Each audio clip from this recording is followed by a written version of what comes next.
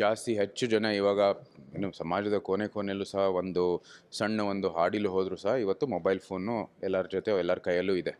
ಇಂಥ ಸಮಯದಲ್ಲಿ ಎಲ್ಲರೂ ಸಹ ತಂತ್ರಜ್ಞಾನ ಬಳಸೋ ಸಮಯದಲ್ಲಿ ಇಂಥ ಪ್ರಕರಣಗಳು ಹೆಚ್ಚಾಗೇ ಆಗುತ್ತವೆ, ಅದು ಸಹಜ. ಆದರೆ ಭಾರತದಲ್ಲಿ ವಿಶೇಷವಾಗಿ ಕರ್ನಾಟಕದಲ್ಲೂ ಸಹ ನಾವು ಎಷ್ಟು ಶೀಘ್ರದಲ್ಲಿ ಈ ಹೊಸ ತಂತ್ರಜ್ಞಾನ ಬರಬೇಕು, ರಕ್ಷಣೆಗಾಗಿ ಏನು ತಂತ್ರಜ್ಞಾನ ಬರಬೇಕು ಅದು ಆಗ್ತಾಯಿಲ್ಲ. ಸೊ ಈ ನಿಟ್ಟಿನಲ್ಲಿ ನಾವು ಕೂಡ ನಮ್ಮ ಪ್ರತಿಷ್ಠಾನದ ಮೂಲಕ ಇಲ್ಲಿ ಕರ್ನಾಟಕ ಸರ್ಕಾರದ ಪ್ರತಿನಿಧಿನೂ ಕೂಡ ಇದ್ದಾರೆ, ನಮ್ಮ ITBT ಕಿಟ್ಸಿನ ಡೈರೆಕ್ಟರ್ ಇದ್ದಾರೆ, ಕೇಂದ್ರ ಸರ್ಕಾರದ ಪ್ರತಿನಿಧಿಗಳು ತಮ್ಮ ಸಂದೇಶನ ಕೂಡ ಕಳಿಸಿದ್ದಾರೆ.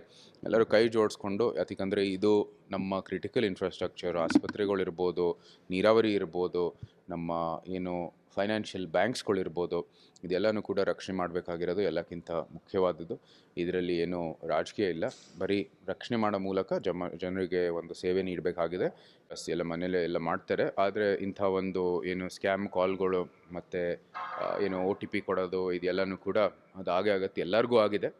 ನಮಗೆ ಈ ಸೈಬರ್ ಸೆಕ್ಯುರಿಟಿ ಬಗ್ಗೆ ಒಂದು ಸ್ವಲ್ಪ ಗಮನ ಇರೋ ಕಾರಣಕ್ಕಾಗಿ ನಾವೇನು ಅದಕ್ಕೆ ಬಲಿಯಾಗಿಲ್ಲ.